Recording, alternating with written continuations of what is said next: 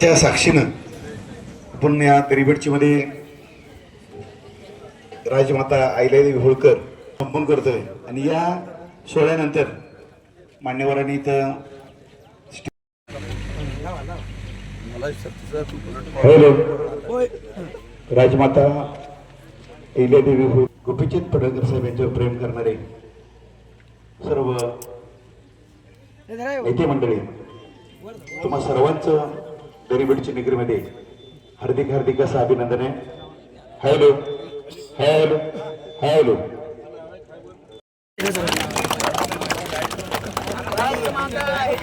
होळकर की जय जय भवानी जय शिवाजी जय शिवाजी जय भवानी हरे हरे महादेव हरे हरे महादेव एकच छंद गोपी छंद एकच छंद गोपी छंद एकच छंद गोपी छंद एकच छंद गोपी छंद एकच छंद गोपी छंद एकच छंद गोपी छंद पंचरा घेतलेली एकच गोपी छंद एकच छंद गोपी छंद जय मल्हार जय मल्हार गोपी छंद दरीबेटची गटातून सर्वच 19 गावातील गोपीप्रेमी सर्वजण इथं आलेले आहेत. त्यांचं दरीबेटच्या वतीनं मी हार्दिक हार्दिक असं अभिनंदन करतो. या तालुक्याचे आमदार आणि महाराष्ट्राचे 18 पगड 12 बलुतेदारांचे नेते माननीय गोपीचंदजी पडळकर साहेबांच्या प्रतिमेला दुग्धाभिषेक आणि गेल्या 15 दिवसामध्ये त्यांच्यावरती ज्या प्रकारचे आरोप केले जात आहेत, व्यासपीठावरती उपस्थित असलेले या जिल्हा परिषद गटातील प्रत्येक गावचे सरपंच, उपसरपंच, ग्रामपंचायतीचे सदस्य, सोसायटीचे चेअरमन, व्हाईस चेअरमन, सोसायटीचे संचालक, सामाजिक कार्यकर्ते, मी सगळ्यांची नावं घेण्यामध्ये वेळ घालवणार नाही. आपल्या पाठीमागे शाळेचे वर्ग चालू आहेत आणि प्रचंड ऊन पडलेलं आहे, त्याच्यामुळे बाकीचे वक्ते बोलणार आहेत. आणि मी आपल्याला एवढंच सांगतो, अरे हे गोपीचंद पडळकर हे महाराष्ट्रामध्ये गेल्या 20 वर्षामध्ये काम करणारं बहुजनांचं नेतृत्व, 12 बलुतेदारांचं 18 पगड जातींचा आवाज बनवून काम करणारं नेतृत्व, या नेतृत्वाला एका जजच्या कार्यक्रमामध्ये सन्माननीय आमदार गोपीचंदजी पडळकर जयंतराव पाटलांच्या वरती एक गोष्ट बोलले आणि त्याच्यावरती आम्ही त्या वाक्याचं सगळेजण समर्थन करतोय अशातला भाग नाही, पण या गोष्टी बोलण्याचं भाग त्यांना का पाडलं गेलं, ती प्रतिक्रिया देण्याची वेळ ह्या लोकांनी का आणली, याच्या सुद्धा कुठंतरी खोलामध्ये जाण्याची आवश्यकता आहे मित्रांनो. म्हणून आपल्याला मी खात्रीने सांगतोय, या गोपीचंद पडळकरांना थांबवण्यासाठी महाराष्ट्रातून अनेक ठिकाणाहून विधानसभेच्या निवडणुकीमध्ये सुद्धा रसद पुरवली गेली. काहीही करा, वाटेल ते झालं तरी चालेल, पण गोपीचंद पडळकर पडला पाहिजे एवढं षडयंत्र या प्रस्थापितांच्याकडून राबवलं गेलं.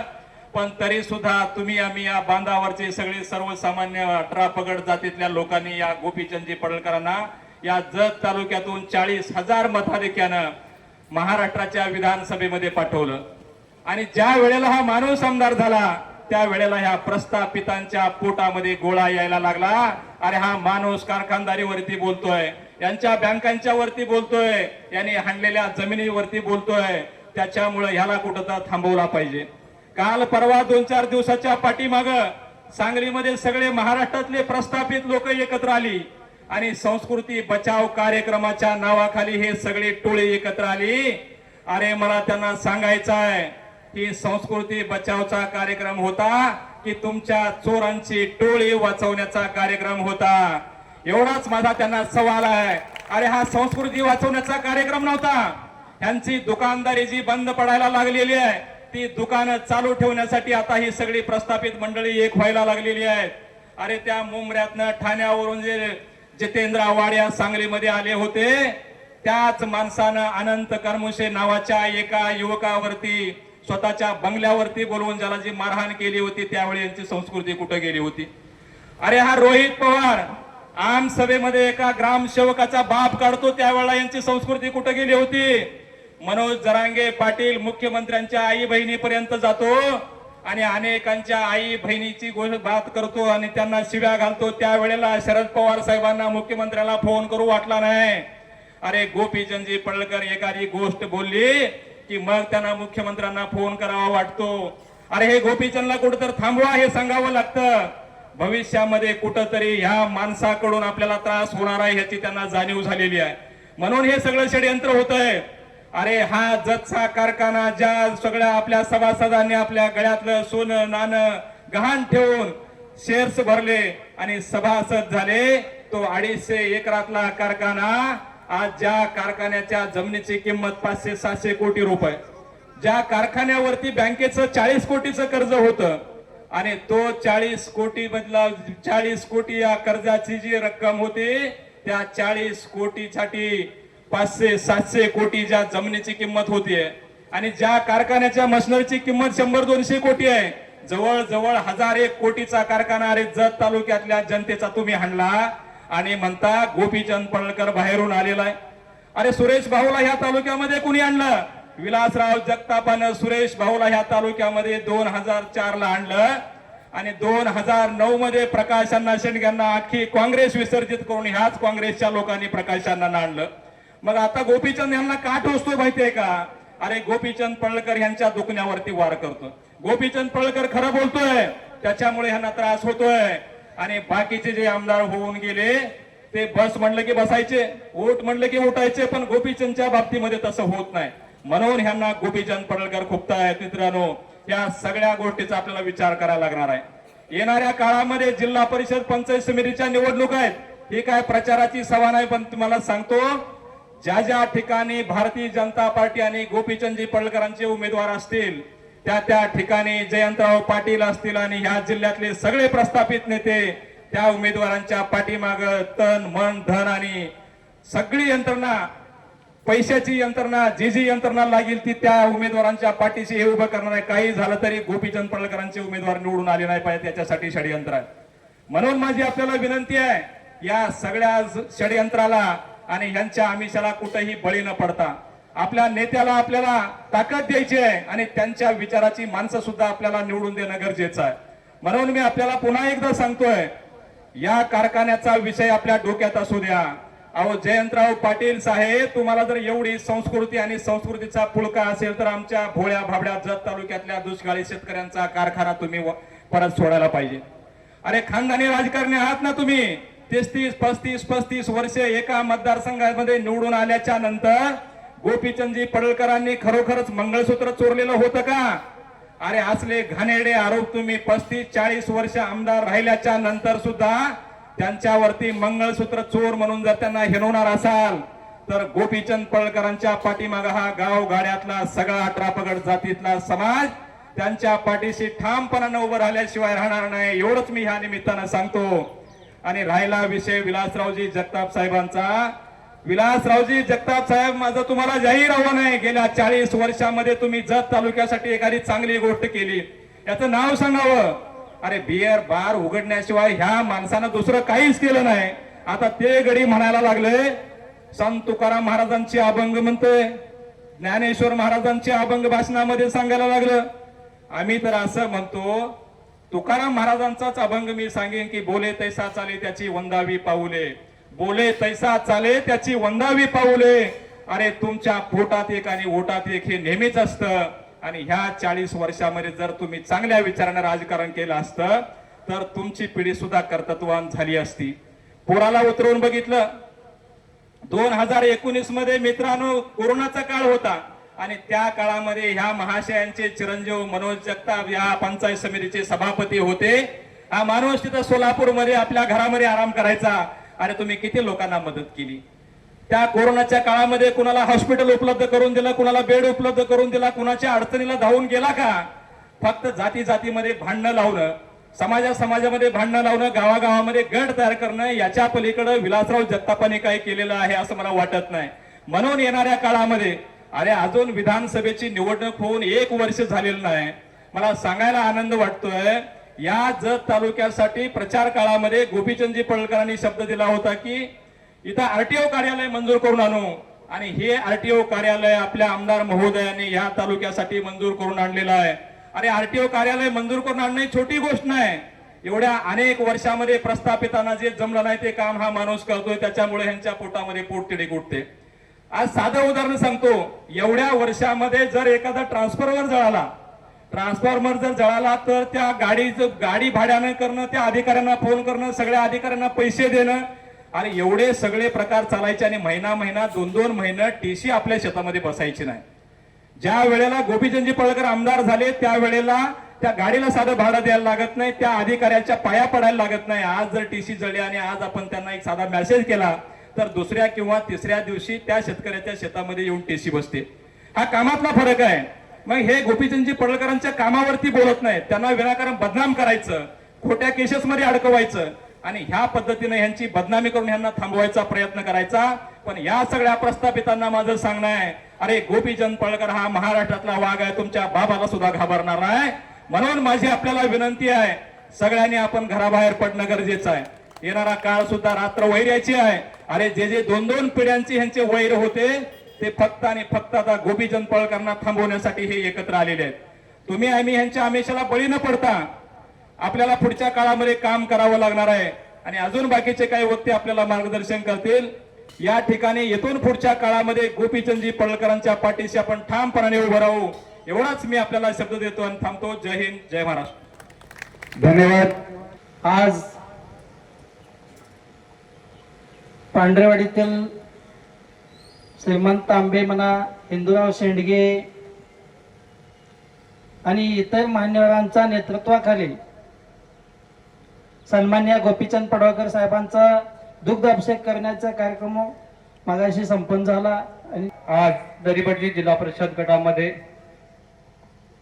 माननीय करवडीचे सरपंच हिंदूराव शेंडगे, त्याचबरोबर पांढरेवाडीचे सरपंच श्रीमंत तांबे, बेरा तांबे अशा मान्यवरांच्या नेतृत्वामध्ये जे महाराष्ट्रामध्ये आणि देशभरामध्ये जे 10-15 दिवसामध्ये जे काही घडत आहे, फक्त एवढ्यासाठी घडत आहे की गोपीचंद पडळकरांचं नाव खराब झालं पाहिजे आणि त्यांना डॅमेज करण्यासाठी हे सगळं घडत आहे.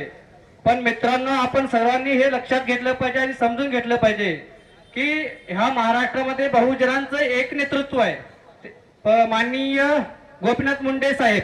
त्याच्यानंतर दुसरं नेतृत्वात आले ते आहे आपले गोपीचंद पडळकर साहेब. दरिबडचे येथील सर्व पदाधिकारी व सर्व प्रतिष्ठित नागरिक तसेच माझ्या जिल्हा परिषद गटातील सर्व प्रेम आणि प्रेमबंधू सर्वांनी आजच्या या कार्यक्रमाला उपस्थित राहिल्याबद्दल मी दरिबडचीचे बीजेपी अध्यक्ष संभाजी पवार असताना ह्या दरिबडची मध्ये स्थापना केलेली आहे. सुभाष माने शेंडगे बापू आमची फळी 25 जणांची असताना आम्ही स्थापना केली. अजूनपर्यंत आम्ही टिकून ह्याच पक्षामध्ये आहे आणि अजून सुद्धा ह्या पक्षाचा झेंडा लावायचा हिम्मत आमच्यात आहे. आता इथून जिल्हा परिषद असो, पंचायत समिती असो, कुठलेही इलेक्शन असो, राष्ट्रवादी आणि काँग्रेस याच्यामध्ये झंगडपंगड लागणार आहे. आणि तिसरी बीजेपी पक्ष, हा दोन्ही पार्टीची डबल गेम खेळणारा हा बीजेपी पक्ष आहे. यासाठी तुम्ही भले मोठे मोठे नेते झाला, कुणाच्या जीवावर झाला, कसं झाला, पूर्ण आमच्या ह्या जिल्हा परिषद गटाला व सर्व तालुक्याला माहिती आहे. तुम्ही माझ्या गोरगरीब धनगर समाजाला बोलवलं, गोरगरीब समाजाकडे तुम्ही मतं घेतली, तुम्ही पदं भोगली, कारखाना घेतला, बँका घेतला, सोसायटी घेतला, प्रत्येक घेऊन तुम्ही पदावर बसला. माझ्या मेंढपाळा शेतकऱ्याला मेंढर राखायला डोंगरालाच पाठवला. आज तुमच्या समोर आमची सर्व ही धनगर बांधव तुमच्या अपोजिट येताना आणि तुम्हाला प्रश्न उत्तर घडवताना तुम्हाला बरेच काही शब्द आता आठवा लागलेला आहे. तुम्ही राष्ट्रवादी आणि काँग्रेस दोन्ही एकत्र मिळून या. आमचा फक्त बीजेपी पक्ष तुम्हाला खालून पडल्याशिवाय सोडणार नाही. हीच माझी दरिबडचीच्या गटातील एमडी हुन्नूर महादेव यांच्या वतीनं जाहीर करतो, आजच्या घडीला जाहीर करतो.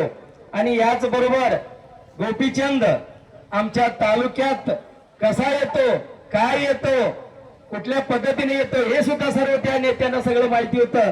मला पूर्ण त्या लोकांचा आराखडा क्लिअर कट माहिती आहे. पण काय होतं, पण ही खेळी सगळं करायला तिथं वर देवेंद्र फडणवीस होते.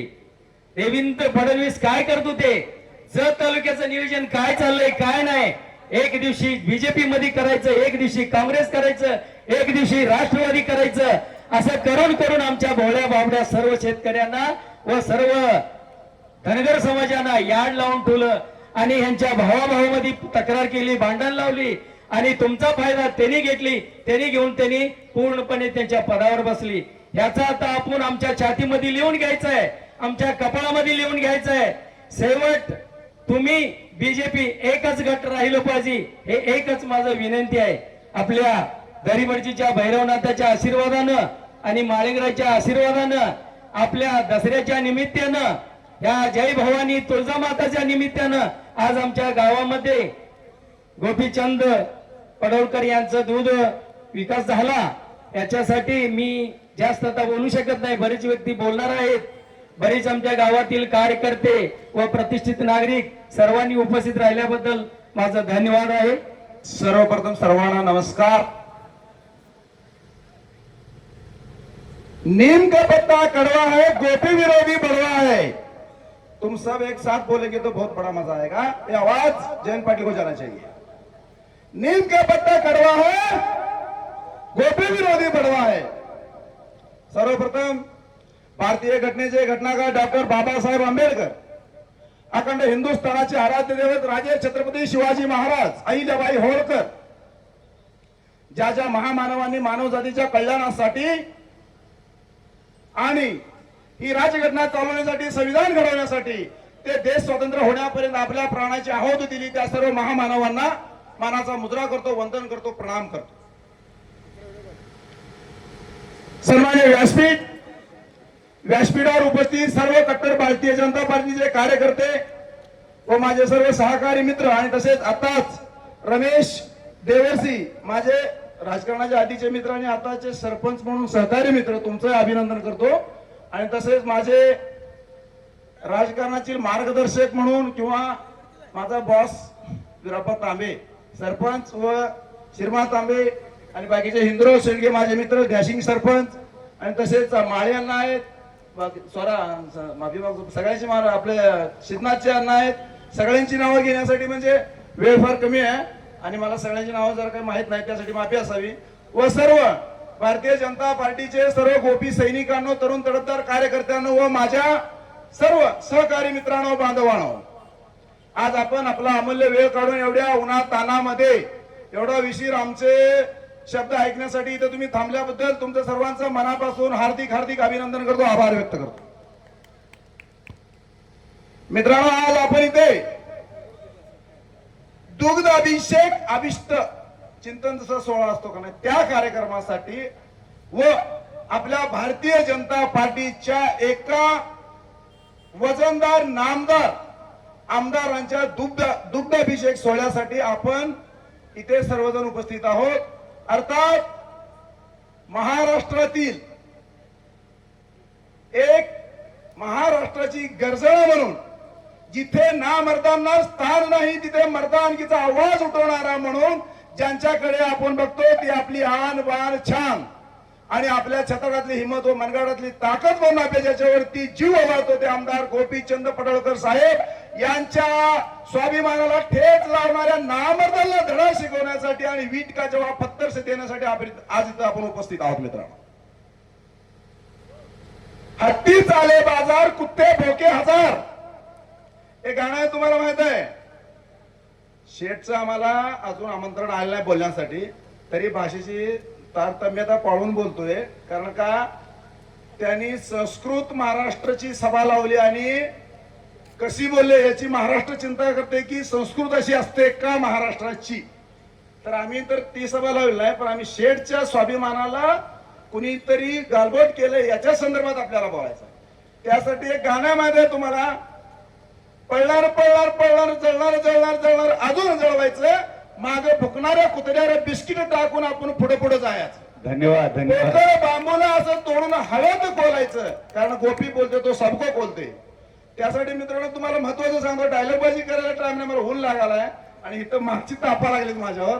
त्यासाठी हे सगळं कटकारस्थान करण्याचं कारण याच आता आपल्या माझ्या सरपंचाने सांगितलंय की ह्यांना काय वाटतंय, कायमस्वरूपी दुष्काळ असलेला तालुका कुठंतरी विकासाच्या मार्गाने रवाना झालेला आहे आणि एक छोटासा धनगर समाजातला, छोटाच्या सर्वसामान्यातला सामान्य ओबीसी मधला कार्यकर्ता जाऊन नेता म्हणून आज आमदार आहे, उद्या येऊन मंत्री होईल आणि आमच्या मुंडीवरती पाय देऊन आम्हाला मुतायला लावेल. आम्ही गिल्लेल्या सुतगिरण्या, आमची जमिनी, आमची कारखाना, आमची बँका, आमची हे काय रिअल इस्टेट इनलिगली प्रॉपर्टी आहे हे सगळं बाहेर काढल. म्हणून आता जसं आपण बाबळीचं झाड शेतात बारकच असताना उपसून काढतो का नाही, तसं राजकारणातनं गोपीचंद पडळकर साहेबांना उपसून काढण्याचा प्रयत्न चाललेला आहे. या गोष्टीला तुमचं मत काय सांगा. आणि अशा प्रस्थापितांचा तो बाप आहे हे सगळ्याला माहित आहे महाराष्ट्र. त्यासाठी मित्रांनो हे बा मला काय म्हणायचं आहे, सांस्कृतिक सभा सांगली जिल्ह्यामध्ये लावली, ती सांस्कृतिक सभा नसून ती हातानं पैसे देऊन दलाल स्क्रिप्ट निबंध लिहून आणून एखाद्याला वाचून लायकी नसणाऱ्या लोकांनी ज्याच्या घरात खायला नाही दाना आणि मला शेठची म्हणा म्हणणाऱ्या शेठवरती बोलतात. अरे शेठ म्हणजे कसलं आकर्षण आहे महाराष्ट्राचं. शेठ म्हणजे कशी आदराची लाट निर्माण होते त्याच्या कार्यकर्त्याच्या मनामध्ये, ते महाराष्ट्रामध्ये कुठल्याही नेत्याला होत नाही, मी प्रथम साक्षी देतो. त्यासाठी ह्यांचं प्लॅन फक्त गोपीचंद पडळकर साहेबांना दाबायचं आणि माझ्यासारख्या एखाद्या धनगर समाजातल्या पोराला वाढायचं, तुला कुठलं तर पद देतो म्हणायचं, कुठल्या तरी कार्यकर्त्याला वाढायचं, ज्याला कोणच विचारत नाही, त्याला वर मोठापणा द्यायचा आणि त्याला स्टेजवरती बोलायचं. असे आमच्यातले सुद्धा काही लाचखोर हरामखोर लोक शेटवरती बोलतात. ह्या गोष्टीची मला खूप मोठी कीव होती. ते एक काय तर नाव आहे त्याचं, मी लिहून आणतो थांबा, रणजित निंबाळकर म्हणून त्याचं तुम्ही इंस्टावरती बघचाला, तो भोसडीचा काय पाहिजे ते बोललाय आणि काल इंस्टाला टाकलाय, माझ्या जीवाला धोका झाल्यास गोपीचंद पडळकर आणि गोपीचंद पडळकरचे कार्यकर्ते जबाबदार राहतील. रणजित निंबाळकर पाहिलंय, सॉरी रणजित बागल काय, हा नाही मग ते नाव नीट लक्षात राहिलंय. तो एवढं मोठं बोल, ह्याच्या आधी पण आला होता तो एसटीनं आटपाडीला पाठायचं. अरे हरामखोरा मुंबईला विमानं पाठवलेली लोक जत तालुक्यातली, नेत्यांनी कोणी कारभार करायची गरज नाही, हे कार्यकर्त्यांचं काम आहे. आणि त्याचं डोकं बघा, ते रानटी सायळाच्या ढोंगणावर लोक काट उभारले की नाही तसा त्यो, त्याच्याला सवाळ पाण्यानं हाबरेडी वांग वाटेल असते नाही तसं त्याचं तोंड आहे त्या हरामखोराचं. आणि त्याची लायकी नसताना आमदार पडळकर साहेबांनी माझ्या जर काय जर झालं तर जीवाला धोका जबाबदार म्हणतोय, ह्यो साला स्वतःच्या मरणाला आमंत्रण देतो. अरे तुला ज्यांनी बोललं त्यांनीच मारून टाकतील आणि गोपीचंद पडळकर आणि त्यांच्या कार्यकर्त्यावरती घालतील असं मला म्हणायचं. तू बेटा समाधानी राह, सावध राह, पुन्हा जतमध्ये यायची काय भाषा करू नको, हे एवढं सांगायचं. आणि बघा सगळं माझ्या सहकारी मित्राला माहिती आहे, मी कुठली जाती धर्माला खात नाही. माझे इथं सहकारी मित्र बिरापत तांबे, हिंदूराव शेंडगे, आपलं मुस्लिम किंवा धनगर कुठला अन्य जातीचं मी जातीचं गठबंधन माझ्याकडे नाहीये. पण ज्याला त्याचं समाधान करायचं त्याला चांगलं बोलायचं त्याला बोलायचं आहे. त्यासाठी तो एक महबूब शेख म्हणून बोलवला, तो शेठला टोपी चंद, मंगळसूत्र चोर आणि आपल्या लॉजची काय डाटा काढायला होतो, आरतीची डाटा काढायला होतो. ह्यो हरामखोर भोसडीचा ह्यो बलात्कारी बाबा, ह्यो एका मुलीवरती रेप केला होता ह्याचा व्हिडिओ माझ्याकडे, आणि हे व्हिडिओ याला काढायला लावू नका म्हणून सांगा. एका मुलीचा संसार उद्ध्वस्त केलेला ह्यो माणूस आहे. आणि मीडिया समोर बोर बोळालो काकणं फुटलेल्या बाईकडे रडत होता की मला दोषी ठरवू नका, माझी बदनामी करू नका. असा गोपीचंद पडळकर रडायचं सोड, अरे तो फट्ट्या साधी माफीसला कोणाची मागत नाही. हे पावर त्याच्यामध्ये आहे, हे क्षमता त्याच्यामध्ये आहे, ह्याच्यावर तू लक्ष दे. आणि ते काय म्हणले तुम्ही, दिलीप तात्या पाटील, आता तुम्ही बोलला पण बार त्यांच्यावरती बोलू नये. पण अरे काय म्हणून बोलताय, कुणावरती बोलताय, तिकडे तुमचं काय चाललंय, इकडे शेठचं काय चाललंय. अरे बाबा टीव्ही समोर चष्मा लावून बघ, काल जालन्यात माणसं होती का मुंग्या होती. वारुळात जायला मुंग्यांना गर्दी कमी असेल तेवढी गर्दी गोपीचंद पडळकरांच्या आजूबाजू काल होती. लाखो करोडो जनतेपाशी बघण्यासाठी आमचे डोळे कमी पडत होते, एवढी जनता आणि एवढी फॅन फॉलोअर्स शेठचे. आणि हे म्हणतो, आता तुम्ही म्हटलं ना डॉन अभी जिंदा है ना, हा डॉन अभी जिंदा है, सॉरी टायगर अभी जिंदा है, म्हणजे इथं आमचा टायगर काय झोपा काढालाय, तुझ्या बाप सारख्यावरती तो बोलतोय तू जिंदा आहे म्हणून सांगा हा. आणि त्याची कार्यकर्ते म्हणले म्हणे चला जाऊया उचलून आणूया का, आणि तो म्हणतो अरे बाबा नको नको जयंत पाटलावरती येईल. अरे तुझं जयंत पाटलावरती येईल बरोबर आहे, पण जायच राहू दे, त्याला सांगायचं मला गोपीचंद पडळकरच्या पडळकर साहेबांचं सोड, तू कार्यकर्त्यांची माहिती घे रे. मुंबई विधानसभेत दंगा घातलेली ही अवलाद आहे कार्यकर्त्यांची, तरी का वाकड झालं तू काय याची काय करणार आहे का. गोपीचंद पडळकरला उचलायचं राहू दे, गोपीचंद पडळकर पावलो पावलो चाललेल्या पायाखालची माती देखील उचलू देणार एवढी हिंमत या पडळकरच्या कार्यकर्त्यामध्ये आहे, हे लक्षात राहू दे. आणि तुम्हाला एक सांगतो मित्रांनो, आमच्याच धनगर समाजातील एखादा तो वकील म्हणे कोणतर, तिचं नितून दायगोडे, त्याची लायकी काय आहे, तो धनगर समाजात चुकून जर म्हणजे घटलाय का काय, कन्फ्युज झाले का असं त्याला मला पण वाटलं. अरे तुमच्या समाजातला त्याच्यावर ना तो शेट वरती बोलतोय, रागाला येऊ नका तुम्ही, मला काय म्हणा हमारे बिल्लो हमकोच म्याव म्हणते बघा, माहित आहे त्याला कुत्र छेव घालायला लागते म्हणून. हा हिचं तसलं काम झालंय, तो शेट वरती बोलतो. एक तुम्हाला एक छोटस 2 मिनिटात ऊन लागाले खरं सांगतो, त्या नितून काय धायगुडेच ना, त्याच्यावरनं एक कथा सांगतो तुम्हाला. एका गावामध्ये तिकुंडी सारखं एक लांब गाव होतं, आणि त्या गावामध्ये एक गाढव आणि एक कुत्रा राहत होता. आणि त्या गाढव आणि कुत्र्यामध्ये त्यांना एक तिथं बाबा दरीबडची मध्ये सभा आहे म्हणून त्यांना माहिती मिळाली नाही. त्यांनी सांगितलं की आम्ही दोघं सभेला जायचं. बडचीला सभेला जायचं म्हटल्यावर दोघं तयार झाले, पण दोघांमध्ये पैस लागली की पहिलं कुणी सभेला पोहोचल तो स्टेजवर जाईल आणि खुर्चीवरती बसेल. कोणाचं गाढवाचं आणि कुत्र्याचं जिद लागलं. चला जाऊया, दोघं सुरुवात झाली. 1-2 किलोमीटर आल्यावर माझ्या आसंगी तुर्क गावासारखं एक गाव लागलं. मग त्याची जातबाई आली, कुत्र्याची अवलाद भुकणारीच. ते आले, एका त्याच्यावर तुटून पडले, त्याला भुकायला लागले, त्याला चावायला लागले, त्याला अडवले. मग गाढव आपला सुसमाड सुटला आणि आला आणि खुर्चीवरती बसला. तेवढ्यात कुत्र आलं. म्हटला गाढव म्हटला मी जिंकलो का नाही. मग तो सांगितला बाबा तू काय जिंकतोस घंटा, माझी जातबाई माझी भावकी भुकली, मला चावली, थांबवली म्हणून तू जिंकलास.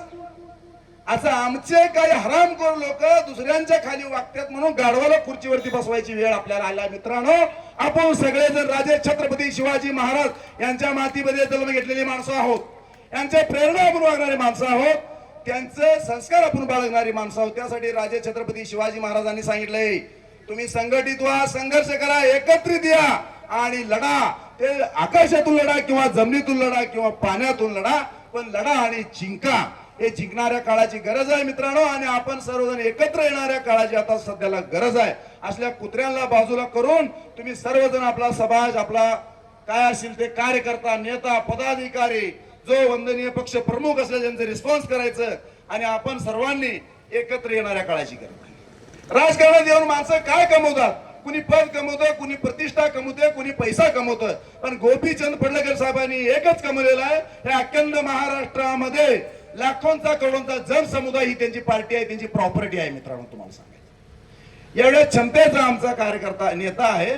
त्यासाठी एक वॉर्निंग आहे सगळ्याला की तुम्ही कुठलं तरी जातीपातीचं कटपुतळीचं राजकारण वापरून आमच्या गोपीचंद पडळकर साहेबाला गालबोट लावण्याचा प्रयत्न करू नका, अन्यथा तुम्हाला त्यांचे कार्यकर्ते सुट्टी देणार नाहीत.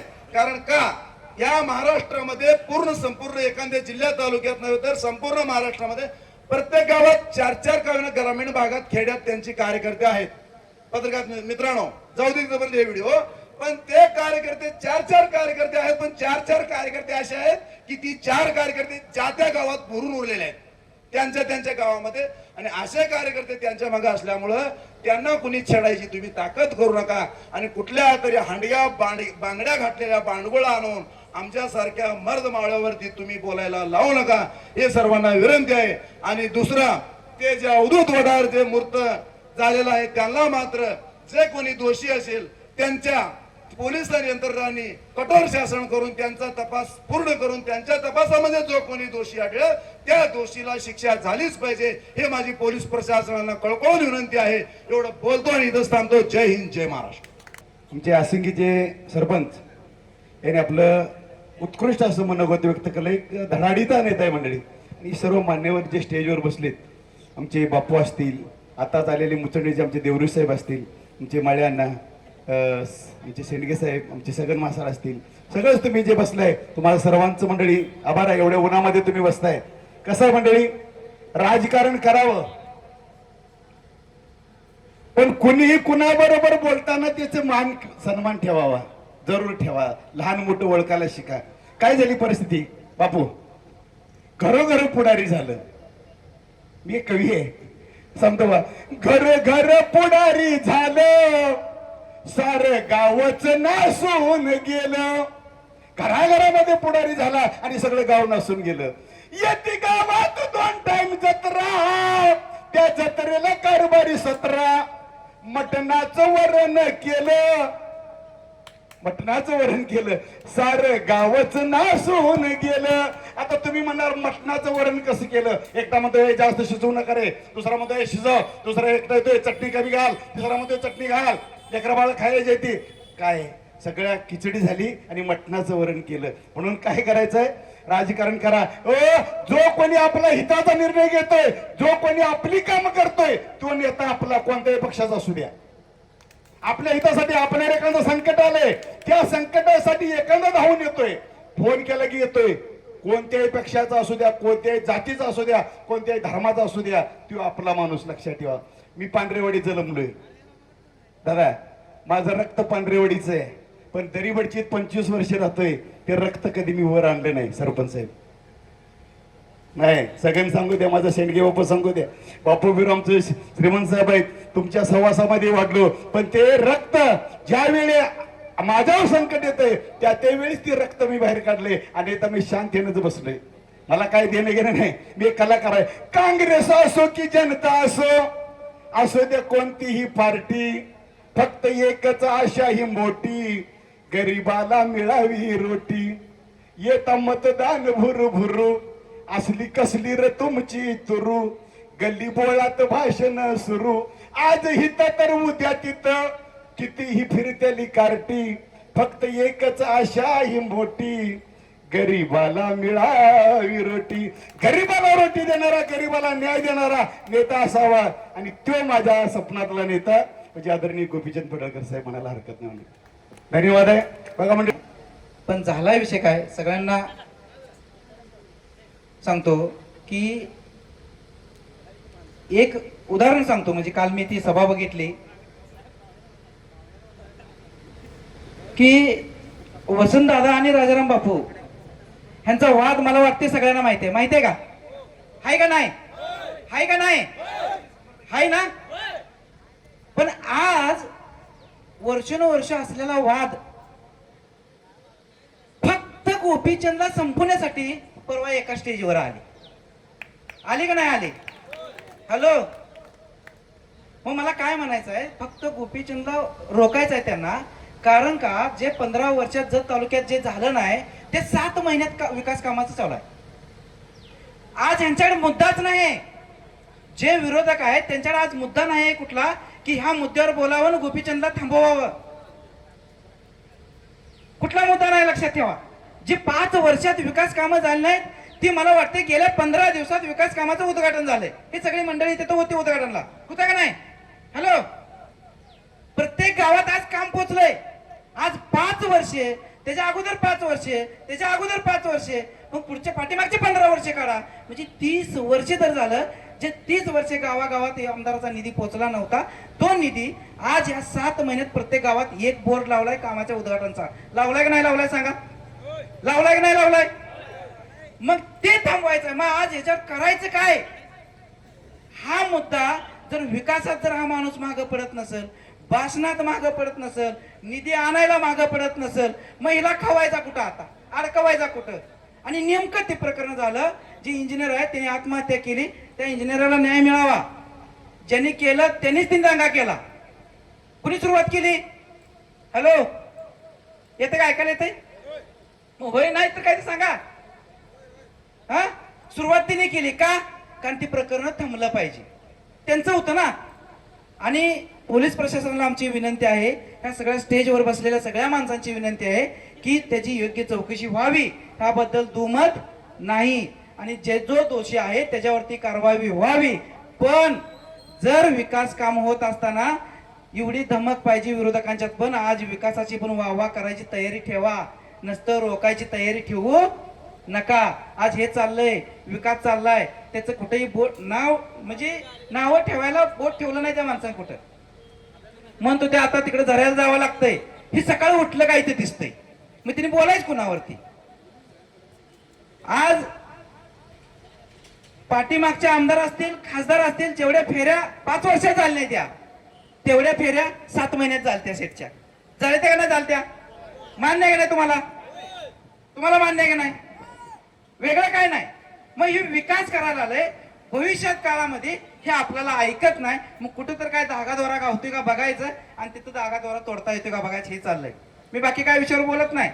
माझं एवढंच मत आहे की जो आपल्या जत तालुक्याचा विकास करणार आहे, जसा आपण विकास पुत्र म्हणलेला आहे, त्यांच्या पाठीशी आपण ठाम राहणं गरजेचं आहे. जे 2.5 वर्ष आज ते मंत्री होते, PWDचे मंत्री होते, पण 2.5 वर्षामध्ये 2.5 फूट सुद्धा पाईपलाईन आमच्याकडे आमच्या ह्या गटाकडे आली नाही, सरली नाही, 2.5 फूट सरली नाही. आज कंटिन्यू 7 महिन्यात 1 दिवस सुद्धा काम पाईपलाईनचं बंद नाही. म्हैसाळ बंद आहे का? कंटिन्यू चालू आहे. मग 2.5 वर्षात काय केलं तुम्ही बोला ना त्या विषयावरती, त्या विषयावर बोला. आज आमची ही जतची जनता पाण्यानं हळहळते. आज पाणी नाही, टँकर, जनावर संभळून तर काय घायला येते, त्याच्यावरती बोला. और कोण काय बोलला आणि हे काय बोलला, आम्हाला तीच काय घेणे देणं नाही. लक्षात ठेवा, आम्हाला जो आमचा विकास करतोय तो माणूस आम्हाला पाहिजे. आणि आज हा विकास दिसायला आलाय, त्यांच्या डोळ्यालाही दिसायला आलाय, या जनतेच्याही डोळ्याला दिसायला आलाय. म्हणून आज त्यांच्या आज पोटतिडी घुटले याला कसा रोखता येईल, म्हणून आज आम्ही दुधाभिषेक केलेला आहे. आणि आपण सर्वजण त्यांच्या पाठीशी आहे, त्यांना समर्थन आहे असं मी हे करतो, गावी देतो आणि थांबतो. जय हिंद, जय महाराष्ट्र. आम्ही तुम्ही सर्वांचे नेते गोपीचंद पडळकर साहेबांच्या विरोधात काय कटक कारस्थान व त्यांचं नाव बदनाम करण्यासाठी काय महाराष्ट्रभर महाविकास आघाडी सरकारकडून होत आहे, त्यांचे निषेधार्थ आम्ही दरिबडची जिल्हा परिषद गटामधून दरिबडची गटामध्ये